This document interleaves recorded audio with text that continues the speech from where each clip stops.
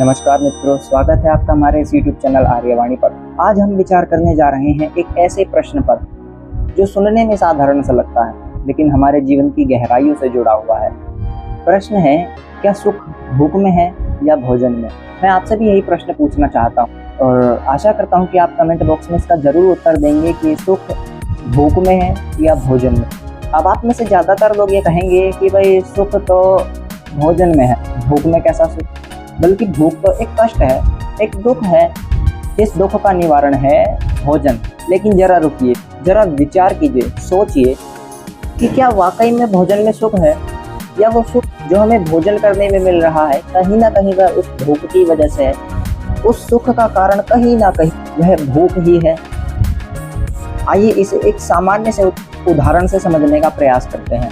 देखिए, जब हम भूखे होते हैं और जब हम भोजन करने बैठते हैं, जब हम पहली रोटी खाते हैं तो हमें जब पहली रोटी में स्वाद, जो आनंद, जो संतुष्टि मिलती है, क्या वही सुख, आनंद और संतुष्टि हमें पांचवी या चौथी रोटी में मिलती है? नहीं। क्यों? कारण है कि सुख का स्रोत भूख है, भोजन नहीं।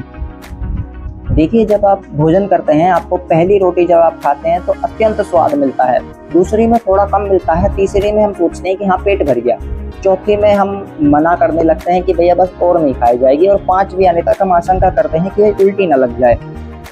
तो इसका कारण है कि सुख का स्रोत भूख है, भोजन नहीं। इसीलिए तो हमें पहली रोटी में जितना स्वाद आता है उतना चौथी या पांचवी में नहीं मिलता। आइए अब इसे एक और उदाहरण से समझते हैं।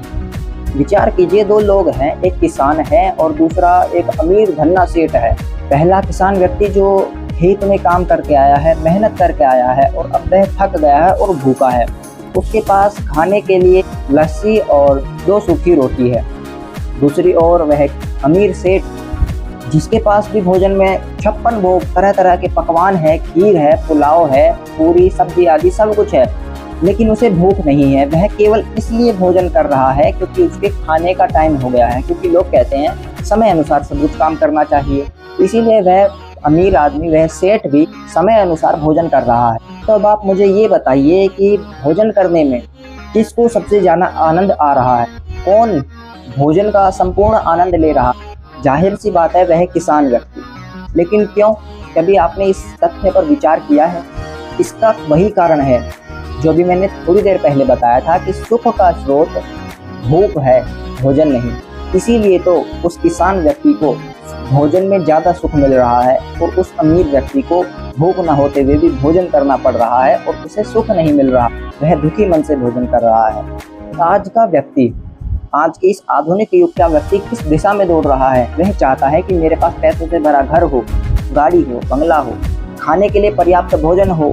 उसने अपनी आने वाली पीढ़ियों तक के लिए स्टोर करके रखा है। लेकिन कभी हमने विचार किया है, जिस भूख लगने पर हम यह भोजन खाते हैं, ग्रहण करते हैं, कभी हमने इस भूख के बारे में विचार किया है? कभी इस भूख को जिंदा रखने का कोई प्रयास किया है? नहीं करते।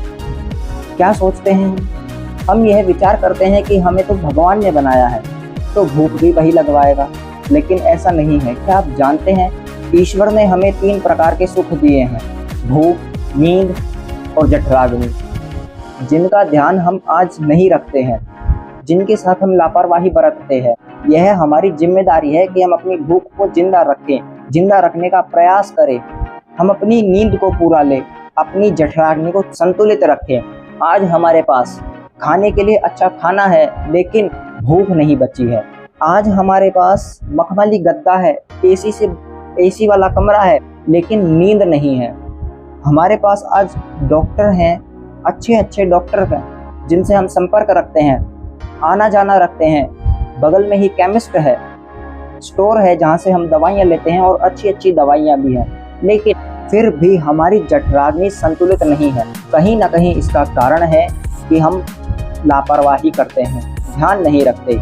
मैं आपसे बस यही कहना चाहता हूँ कि परमेश्वर ने हमें जो ये उपहार दिए हैं, हमें इनका ध्यान रखना चाहिए और इनका ध्यान रखना हमारा कर्तव्य है, जिससे हम अपना शरीर स्वस्थ रख पाएंगे। और यदि हमारा शरीर स्वस्थ रहेगा तो हम अपने जीवन को सुख में, आनंदमय रूप से व्यतीत कर पाएंगे।